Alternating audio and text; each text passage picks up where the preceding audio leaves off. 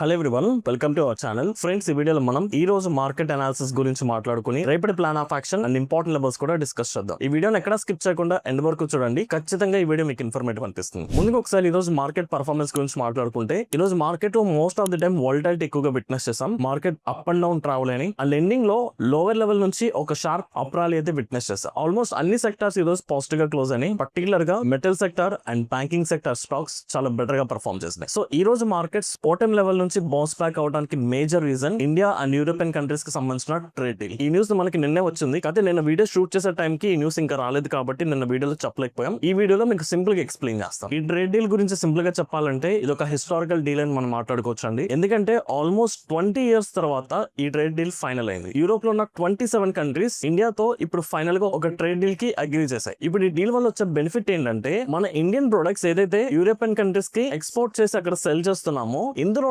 99% of products కి zero tax or less tax ఉండబోతుంది. So tax తగ్గడం అనేది ఆబ్వియస్లీ ఒక గుడ్ సైన్. ఎందుకంటే ట్యాక్స్ తగ్గితే ఒక ప్రొడక్ట్ కి సంబంధించిన ప్రైస్ తగ్గుతుంది. ఆబ్వియస్లీ ప్రైస్ తగ్గితే డిమాండ్ ఇంక్రీజ్ అవుతుంది, కన్సంప్షన్ ఇంక్రీజ్ అవుతుంది. దానివల్ల మన ఇండియన్ ప్రొడక్ట్స్ ఎక్కువగా సేల్ అవుతాయి. ఇప్పుడు ఈ ట్రేడ్ డీల్ వల్ల ఎక్కువగా బెనిఫిట్ అవుతున్న సెక్టార్స్ చూసుకుంటే, పర్టికులర్ గా textile industry, jewellery, chemicals, automobile and pharma, ఈ సెక్టార్స్ కి ఎక్కువ బెనిఫిట్ ఉండబోతుంది. అండ్ ఇప్పుడు ఈ ట్రేడ్ డీల్ వల్ల మన ఇండియన్ ప్రొడక్ట్స్ యొక్క ప్రొడక్షన్ ఇంక్రీజ్ అవుతుంది. అండ్ అలాగే మన ఇండియాలో ఇప్పుడు European countries own manufacturing units ని ఎస్టాబ్లిష్ చేయబోతున్నాయి. దీనివల్ల ఎంప్లాయబిలిటీ కూడా ఇంక్రీజ్ అవబోతుంది. ఇప్పటి వరకు most of the European countries అన్ని కూడా చైనా మీద ఎక్కువగా డిపెండ్ అయినాయి. కానీ ఇప్పుడు యూరోపియన్ కంట్రీస్ ఇండియాని చైనాకు ఒక ఆల్టర్నేట్ ఆప్షన్ కింద చూస్తున్నారు. సో ఇప్పుడు గ్లోబల్ పరంగా చూసుకున్న ఇండియాకి ఒక స్ట్రాంగ్ రికగ్నిషన్ రాబోతుంది. ఓవరాల్ గా సింపుల్ గా చెప్పాలంటే, ఈ ట్రేడ్ డీల్ వల్ల మన ఇండియాకి ఎక్స్పోర్ట్స్ పెరుగుతాయి, జాబ్స్ పెరుగుతాయి, మన ఎకనామీ స్ట్రాంగ్ అవుతుంది. సింపుల్ గా చెప్పాలంటే మన జీడిపి చాలా ఫాస్ట్ గా గ్రో అవడానికి పాసిబిలిటీస్ ఎక్కువ ఉన్నాయి. ఈ వీడియోలో నేను కంప్లీట్ డీటెయిల్ గా ఎక్స్ప్లెయిన్ చేయలేకపోవచ్చు, కానీ ఏ సెక్టార్ లో ఎంత వరకు ట్యాక్స్ తగ్గించారు, ఏ సెక్టార్ కి ఎక్కువగా బెనిఫిట్ అవుతుంది అనేది డీటెయిల్ డిస్క్రిప్షన్ ఫార్మాట్ లో మన టెలిగ్రామ్ ఛానల్ అప్డేట్ చేస్తున్నాం. ఇఫ్ ఇన్ కేస్ మీరు ఇంకా టెలిగ్రామ్ లో జాయిన్ అవ్వకపోతే, ఈ వీడియో డిస్క్రిప్షన్ లో టెలిగ్రామ్ ఛానల్ లింక్ ప్రొవైడ్ చేస్తున్నాం. మీ టెలిగ్రామ్ లో డీటెయిల్ గా చెక్ చేసుకోవచ్చు. సో ఇప్పుడు జరిగిన ఇండియా అండ్ యూరోపియన్ యూనియన్ కి సంబంధించిన ట్రేడ్ డీల్ వల్ల ఈ రోజు మార్కెట్స్ పాజిటివ్ గా రియాక్ట్ అయ్యాయి. ఇప్పుడు దీన్ని బేస్ చేసుకుని రేపటి మార్కెట్స్ లో మన ప్లాన్ ఆఫ్ యాక్షన్ ఎలా ఉండాలి, మనం ఏ లెవెల్స్ దగ్గర ఫోకస్ చేయాలనేది డీటెయిల్ గా మాట్లాడుకుందాం. సో ఫస్ట్ నిఫ్టీ ప్లాన్ చేసుకుందామండి. ఇఫ్ యూ కెన్ సీ ఈ రోజు మార్కెట్ పర్ఫార్మెన్స్ చూసుకుంటే,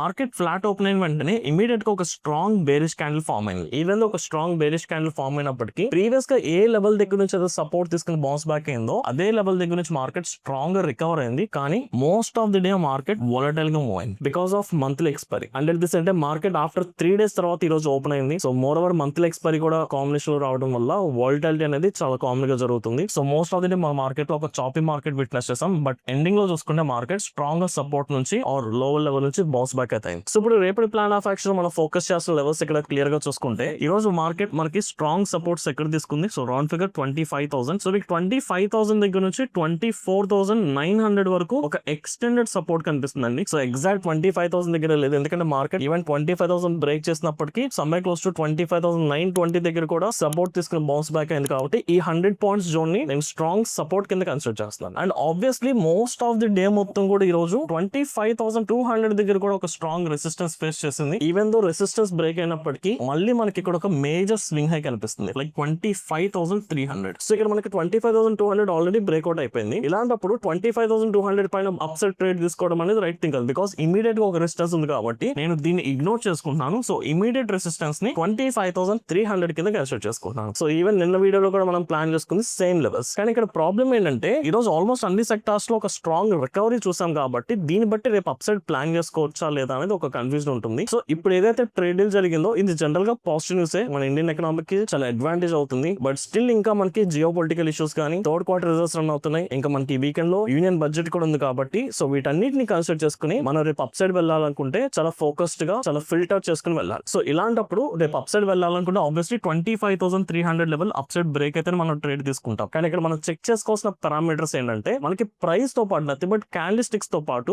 ఆప్షన్ చైన్ అనాలిసిస్ ని డీటెయిల్ గా చెక్ చేసుకుందాం. సో ఇప్పుడున్న డేటా బట్టి 25,300 దగ్గర మీకు call side highest open interest ఉంది and put side lowest open interest ఉంది. సో ఇప్పుడు ఏదైతే 25,300 బ్రేక్ అయితే మనం అప్ సైడ్ వెళ్ళాలనుకుంటున్నామో, ఆ బ్రేక్అవుట్ జరుగుతున్న టైం పీరియడ్ లో మీకు ఈ సెంటిమెంట్ కంప్లీట్ గా రివర్స్ అవ్వాలి. అంటే ఈ బ్రేక్అవుట్ జరుగుతున్నప్పుడు మీకు అదే 25,300 కాల్స్ దగ్గర ఓపెన్ ఇంట్రెస్ట్ తగ్గి పుట్ సైడ్ ఓపెన్ ఇంట్రెస్ట్ పెరుగుతున్నట్టు కనిపిస్తేనే మనం అబౌట్ 25,300 పైన ట్రేడ్స్ ఎగ్జిక్యూట్ చేద్దాం. లేదనుకుంటే ఆ బ్రేక్అవుట్ ని కంప్లీట్ గా ఇగ్నోర్ చేసేయచ్చు. బ్లైండ్ గా ఆ లెవెల్ క్రాస్ అయింది కదా అని ట్రేడ్ అయితే తీసుకోవద్దు. సో సో ఖచ్చితంగా ఈ సినారియో చెక్ చేసుకుందాం, రైట్. అండ్ అలాగే దాన్ని మాట్లాడుకున్నట్టు మనకి ఇంకా జియో పొలిటికల్ ఇష్యూస్ కానీ యూనియన్ బడ్జెట్ ఇవన్నీ ఉన్నాయి కాబట్టి మనం డౌన్ సైడ్ కూడా ప్లాన్ చేసుకుందాం. సో అలాంటి సినారియోలో 25,300 కి వెళ్ళి ఇక్కడ నుంచి మనకి ఏదైనా రివర్సల్ సైన్ కనిపించినా మనం డౌన్ సైడ్ కూడా ట్రేడ్ తీసుకోవచ్చు. బట్ డౌన్ సైడ్ ట్రేడ్ తీసుకోవాలనుకుంటే సేమ్ 25,300 దగ్గర కాల్ సైడ్ ఓపెన్ ఇంట్రెస్ట్ పెరుగుతూ పుట్ సైడ్ ఓపెన్ ఇంట్రెస్ట్ తగ్గాలి. ఇలాంటి సినారియోలో మనం డౌన్ సైడ్ తీసుకుంటాం. అదే అప్ సైడ్ వెళ్ళాలనుకుంటే దీని కంప్లీట్ ఆపోజిట్. అదే 25,300 దగ్గర కాల్ సైడ్ ఓపెన్ ఇంట్రెస్ట్ తగ్గుతూ పుట్ సైడ్ ఓపెన్ ఇంట్రెస్ట్ పెరగాలి. సో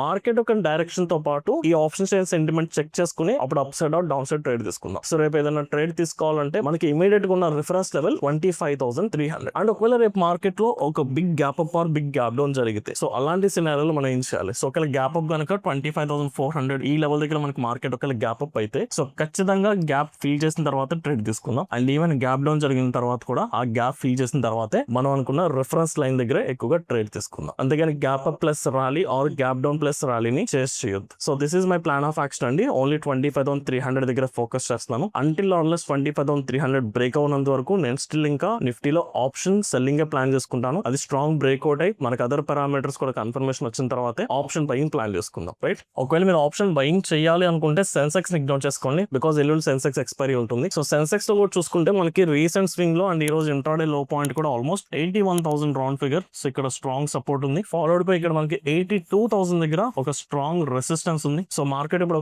ఒక టెంపరీ సైడ్ వేస్ కనిపిస్తుంది అండ్ ఆల్మోస్ట్ సైడ్ వేస్ కూడా బ్రేక్ అయిపోయింది. బట్ ఈవెన్ దో ఈ బ్రేక్అవుట్ దగ్గర ట్రేడ్ తీసుకోవచ్చు. మీకు ఒక ఆల్మోస్ట్ ఒక 750 పాయింట్స్ స్పేస్ ఉంది. కానీ నేను పర్సనల్ గా రిస్క్ అయితే తీసుకోదలుచుకోవట్లేదు అంటిల్ ఆన్లెస్ నాకు ఇక్కడ మేజర్ రెసిస్టెన్స్ అయినా 83,000 అబౌవ్. సో దీనిపైన మాత్రమే ట్రేడ్ చేసుకుంటాను. బిలో దట్ లెవెల్ మార్కెట్ ని నేను ఇంకా సెన్సెక్స్ సైడ్ వేస్ కింద కన్సిడర్ చేసుకుని ఆప్షన్ సెల్లింగ్ అయితే ప్లాన్ చేసుకుంటాను. బట్ ఆప్షన్ బయింగ్ చేయాలనుకుంటే it's better to ignore Sensex, because మీకు ఇంకా బ్రేక్అవుట్ జరగడానికి టైం పడుతుంది. ఈ ప్రాసెస్ లో మార్కెట్ వాలటైల్ గా బిహేవ్ చేయొచ్చు, చాపీగా బిహేవ్ చేయొచ్చు, మీ స్టాప్ లాస్ కూడా టచ్ అవచ్చు. కాబట్టి 83,000 బ్రేక్ అయ్యేంత వరకు సెన్సెక్స్ లో ఎలాంటి బయింగ్ ఆపర్చునిటీ ప్లాన్ చేసుకోవాల్సిన అవసరం లేదు. ఒకవేళ మార్కెట్ ఈ లెవెల్ కి వెళ్ళి క్లియర్ రివర్సల్ కనిపిస్తే అప్పుడు షార్ట్ తీసుకోండి, nothing but down side trades execute చేసుకోవచ్చు. అండ్ ఫైనల్లీ బ్యాంక్ నిఫ్టీ అండి. So compare to Nifty Sensex bank Nifty చాలా బెటర్ గా పర్ఫార్మ్ చేసింది. Almost banking finance related stocks అన్ని కూడా బెటర్ గా పర్ఫార్మ్ చేసినాయి. సో బ్యాంక్ నిఫ్టీ చూసుకుంటే మనకి రీసెంట్ స్వింగ్ లో స్ట్రాంగెస్ట్ సపోర్ట్ వచ్చేసరికి 58,000 రౌండ్ ఫిగర్. సో ఇక్కడ మనకి సపోర్ట్ ఉంది. మార్కెట్ ఈ రోజు కూడా స్ట్రాంగ్ సపోర్ట్ తీసుకుని ఒక కన్సాలిడేషన్ జరిగినప్పటికీ కన్సాలిడేషన్ క్లియర్ గా బ్రేక్ చేసి మార్కెట్ అప్ సైడ్ రాలి వచ్చింది. అండ్ మనకి ఆల్మోస్ట్ రీసెంట్ స్వింగ్స్ కూడా బ్రేక్అవుట్ అవడానికి రెడీగా ఉన్నాయి. So compare to Nifty Sensex bank నిఫ్టీలో